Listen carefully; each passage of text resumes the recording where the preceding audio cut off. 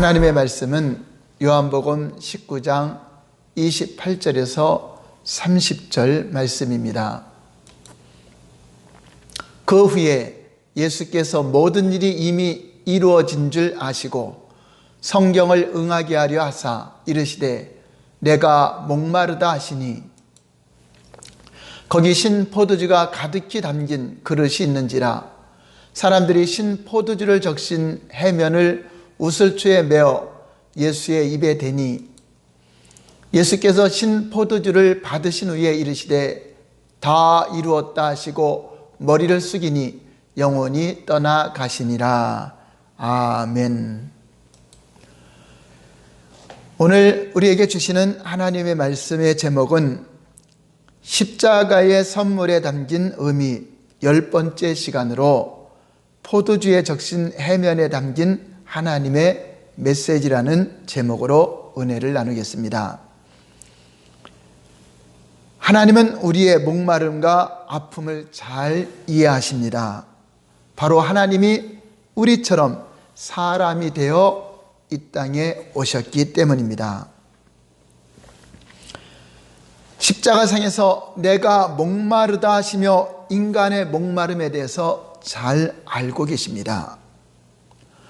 목마른 우리 인간은 예수님이 주시는 물을 먹지 않으면 그 갈증을 해소할 수 없고 영원한 생명을 얻을 수가 없는 존재입니다.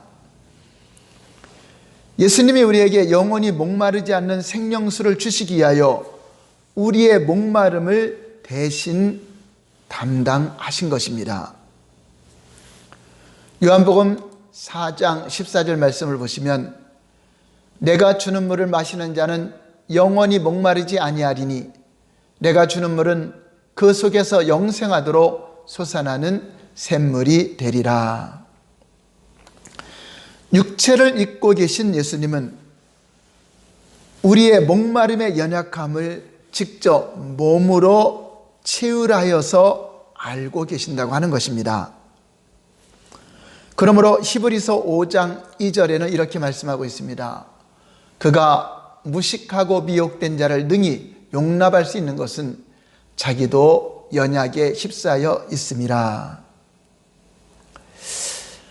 여러분은 혹시 집에 들어온 지에게 이곳에서 떠나달라고 설득하고 경고해 본 일이 있으십니까? 지를 죽이지 않고 위험 지역에서 떠나가라고 말한 적이 있습니까? 그래서 여러분의 말을 듣고 지가 떠나갔다면 당신은 저보다 능력이 있는 사람입니다. 저도 실제로 지에게 이곳에서 떠나가라고 시도는 해보았지만 성공하지 못했습니다. 제가 지에게 하는 말은 곧 지기의 경일기가 되고 말았습니다. 제가 목사가 되기 전에 오래전 봉제 공장을 운영할 때에 있었던 일입니다. 청계천에 있는 건물 2층 공장에 입주해 보니 다락이며 공장 내부에 온갖 짓동으로 가득했습니다. 저는 모세가 애굽에서 파리떼와 이떼와 개구리떼가 나타났을 때 하나님께 기도하고 모세가 명령했을 때 다 사라진 적이 있었던 것을 기억하면서 저도 공장에 두루 다니며 지에게 이곳에서 사라지라고 떠나가라고 명령하고 선포한 적이 있었습니다. 예수 이름으로 명하노니 지들은 이 공장에서 떠날지어다. 그렇게 선포하고 떠나지 않으면 이제 지 끈끈이라는 것을 놓고 올무로 그들을 잡아 죽이려고 했던 것입니다. 그 이후에 지들이 사라지는 것 같기는 했는데 한 마리의 지가 그대로 남아있는 것을 발견했습니다. 아마 그 지는 저의 말을 알아듣지 못한 것 같았습니다. 며칠이 지나도 떠나지 않고 짓동을 쌓아놓는 것을 발견하고 약국에 가서 끈끈이를 사서 미끼와 함께 설치해 놓았습니다. 아침에 출근을 했더니 공장 바닥에 그 지가 잡혀서 공포에 벌벌 떨고 있는 모습을 보았습니다. 경고를 무시한 결과로 결국 지는 잡혀서 죽게 되었습니다. 제가 어떻게 했으면 지가 죽지 않고 살아났을까요? 어떻게 하면 지에게 제가 선포하는 말을 듣고 믿음을 가지고 떠나가게 해야 했을까요? 제가 지를 살리기 위해서 지가 알아들을 수 있도록 지의 언어를 배워야 할까요? 저도 지처럼 말똥말똥 눈을 뜨고 긴 꼬리를 달고 지의 모양으로 가서 말했으면 들어줄까요? 지가 죽는 것은 불쌍하지만 그것은 안 될 말입니다. 물론 지를 잡아 죽이는 것은 안타깝지만 그렇다고 지를 살리기 위하여 내가 지의 언어를 배우고 지의 모양으로 지 틈에 들어가서 말을 해줘야 하는 그런 대우까지 할 필요가 없는 존재일 뿐입니다. 내가 지를 사랑하여 지의 형상을 입고 지의 언어로 말하고 경고해 줄 정도로 저는 지를 사랑하지 않습니다. 내가 쥐 대신 죽을 만큼 저는 지에 대해서 별로 관심이 없습니다. 인간이 쥐가 된다면 얼마나 황당한 이야기입니까? 그러나 하나님은 우리에게 그렇게 하셨습니다. 저와 여러분들은 하나님의 보시기에 그런 대우를 받을 만한 아주 존재가 있고 가치가 있다는 것을 하나님은 우리에게 보여주시기 위해서 사람처럼 이 땅에 되어 오셨습니다.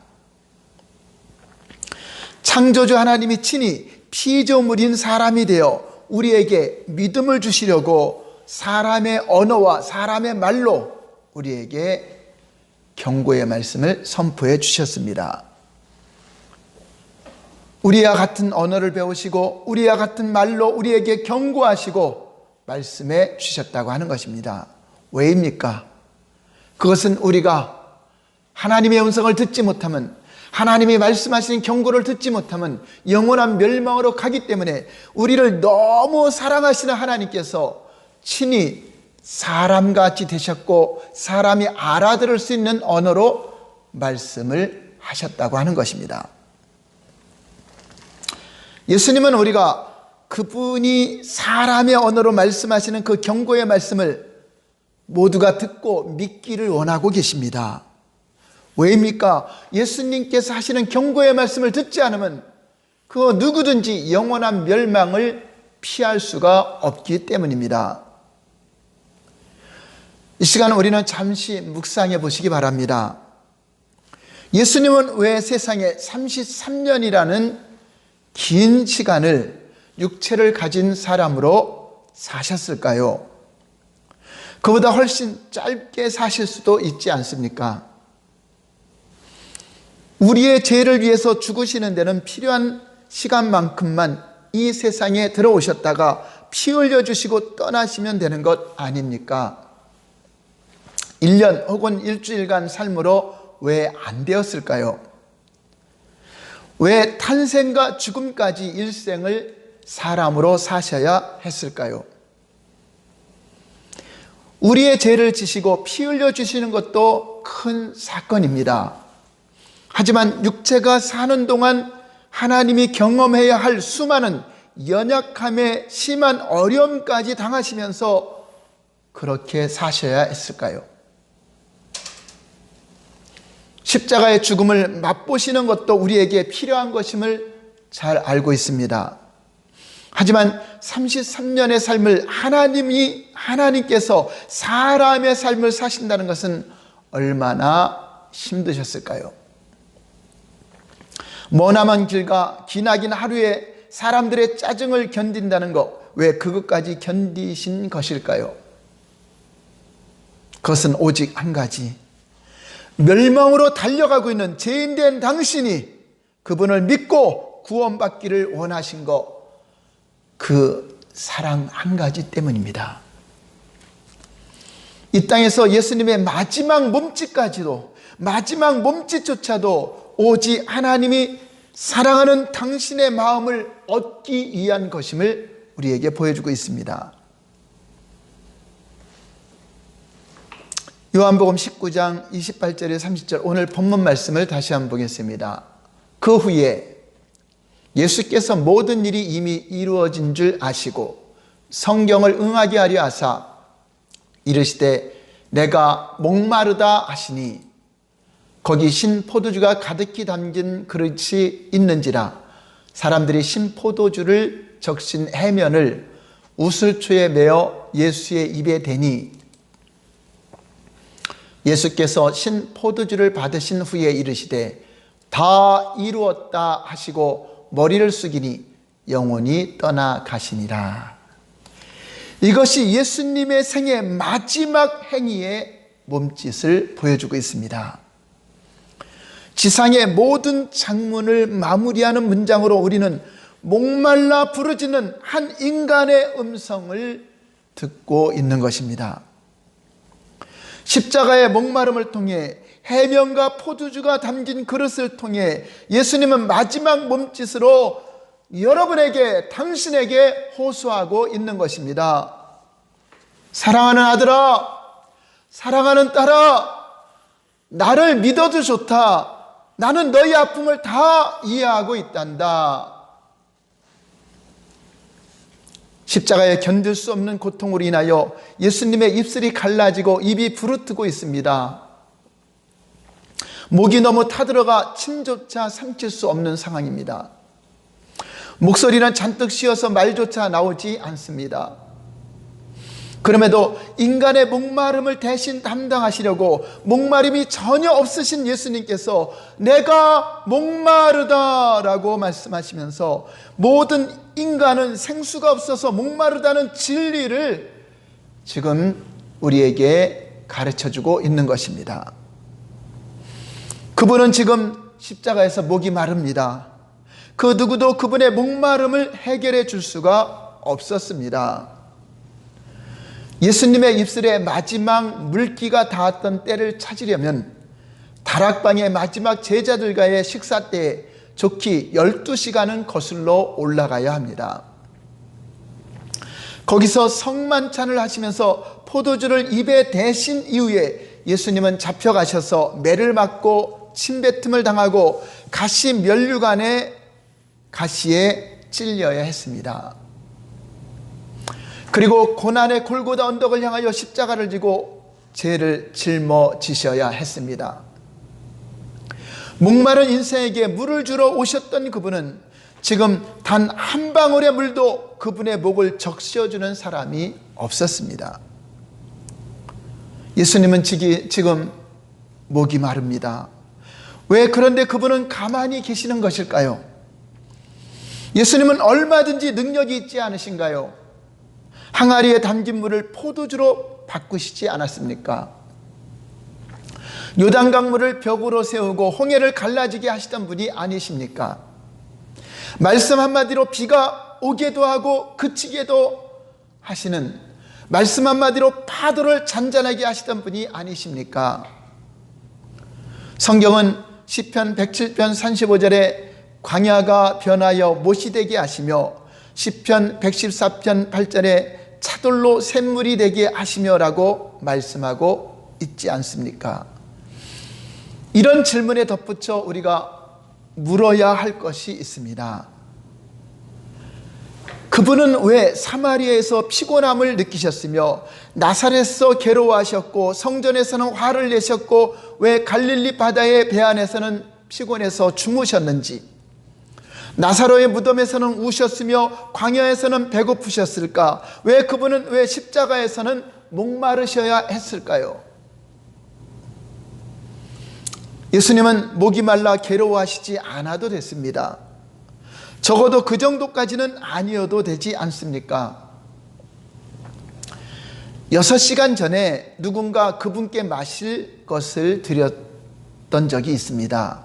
그러나 그분은 거부하셨습니다. 마가복음 15장 22절에 24절 보시면은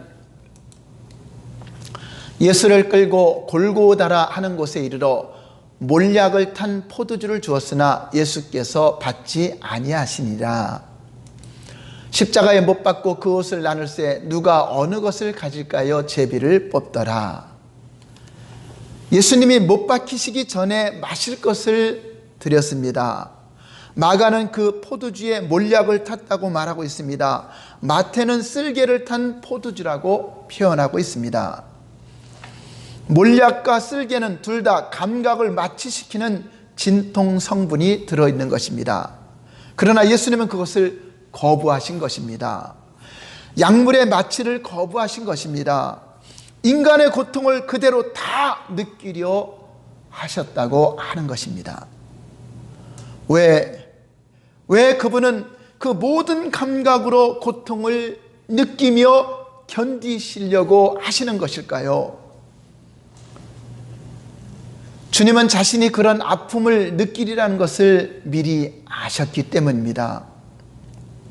주님도 십자가형이 얼마나 피곤하고 괴롭고 아프다는 것을 알고 계십니다. 그러나 예수님은 사랑하는 우리의 육체가 고통받는 아픔보다, 사랑하는 자녀들이 고통받는 아픔보다 더 큰 영원한 고통에 들어갈 그 아픔에 사랑하는 자녀들이 부딪히리라는 것을 알고 계셨습니다. 육체의 몸의 고통이 아픔이 아니라 영혼의 아픔을 느끼고 계셨던 것입니다. 그 고통이 너무나 아파 약물로도 덜 수 없는 아픔을, 우리 사랑하는 저와 여러분들이 앞으로 지옥 형벌에서 당할 그 아픔을 생각하면서 이 육체의 고통은 그거에 비하면 아무것도 아닌 것입니다.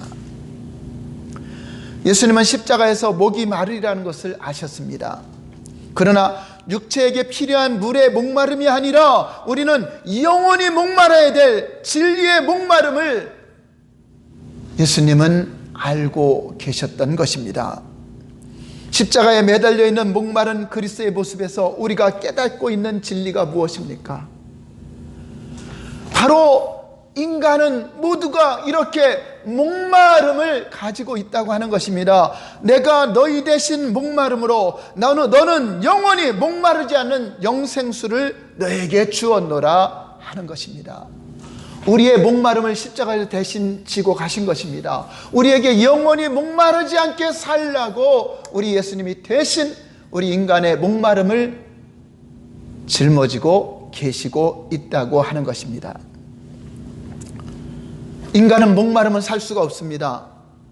목마르면 죽을 수밖에 없습니다. 그러나 영적인 목마름, 영원히 해결받을 수 없는 그 생수가 없으면 우리는 영원한 생명을 얻을 수 없고, 그 목마름을 해결하지 않으면 불타는 지옥에서 영원한 고통을 받아야 되는 그러한 신분이라고 하는 것을 깨달아야 됩니다. 예수님은 십자가상에서 인간의 목마름으로 인한 저와 여러분의 아픔을 체험하고 이해하신다는 것을 보여주고 있습니다.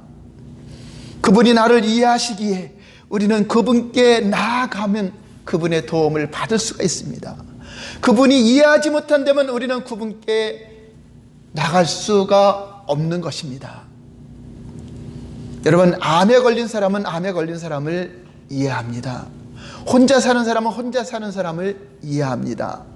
그 사람의 입장에 들어가지 않으면 우리는 그 사람을 잘 이해할 수가 없습니다. 같은 입장에 있는 사람에게 마음의 문을 여는 것입니다. 그러나 예수님은 저와 여러분들의 입장에 처해 보셔서 그래서 우리의 심정을 충분히 이해하고 계신 것입니다. 예수님은 우리가 겪는 고통의 모든 순간의 자리에 가보셨습니다. 그래서 우리의 고통과 그 아픔의 마음을 알고 계신다고 하는 것입니다. 예수님이 이 땅에서 사신 삶으로도 당신이 믿어야 될 충분한 증거가 부족하다면 예수님이 십자가에서 죽기까지 고통을 체험하신 것으로 여러분이 그분을 믿어야 될 충분한 증거가 되지 않겠습니까? 하나님이 여러분을 이렇게 사랑하신다는 증거를 어떻게 더 이상 증거를 보여주시겠습니까? 저와 여러분을 사랑하신 증거가, 이보다 더 많은 증거가 또 무엇이 더 필요하겠습니까? 예수님은 지금 십자가상에서 고통을 직접 체험하시면서 당신과 내가 세상에서 겪고 있는 모든 상황을 다 이해하시고 알고 계신다고 말씀하고 있는 것입니다. 육체로 오셔서 사람이 되어 모든 것을 경험하심으로 충분히 인간의 연약함과 인간의 고통을 치유하시는 그분이 우리의 모든 치료를 구하고 도움을 구할 때 우리 주님은 응답해 주신다고 약속하고 있는 것입니다. 하나님이 어떻게 우리에게 이렇게 해주실 수 있을까요? 그 해답은 히브리서 기자가 명확하게 지적해주고 있습니다. 히브리서 4장 15절 16절 말씀해 보면은 우리에게 있는 대제사장은 우리의 연약함을 동정하지 못하실 리가 아니요 모든 일에 우리와 똑같이 시험을 받으신 이로되 죄는 없으시니라. 왜 전능하신 하나님이 갈증으로 목이 타 들어가셨을까요? 전능하신 하나님이 우리를 이해하신다는 것을 우리에게 알려주기 위해서입니다. 고통당하는 모든 자들이 그분의 초청의 말을 듣게 하기 위해서입니다. 나를 믿어도 좋다. 나는 너의 아픔을 이해한다 라고 주님이 말씀하고 계신 것입니다. 예수님은 우리가 예수님을 사랑하고 믿을 만한 증거를 우리에게 충분하게 보여주셨습니다. 포도주와 해면에 가는 본문에는 믿는다라는 단어는 나오지 않지만 예수님을 더욱 쉽게 믿을 만한 문구가 등장합니다. 예수님이 어떤 분이신지, 예수님을 왜 믿어야 되는지 문구가 등장하고 있습니다. 목마르다는 말씀 앞에 등장하는 문구를 보겠습니다. 요한복음 19장 28절 말씀입니다. 그 후에 예수께서 모든 일이 이미 이루어진 줄 아시고 성경을 응하게 하려 하사 이르시되 내가 목마르다 하시니. 우리 주님은 성경이 응해야 함을 염두에 두셨습니다.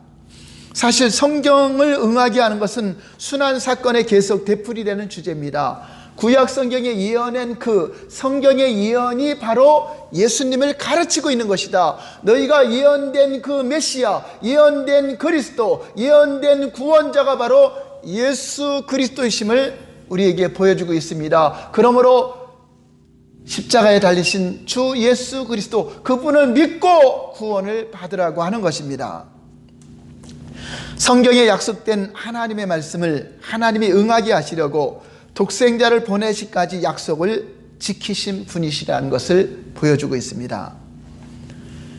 예수님의 삶 자체가 모두 성경을 응하게 하려는 증거입니다.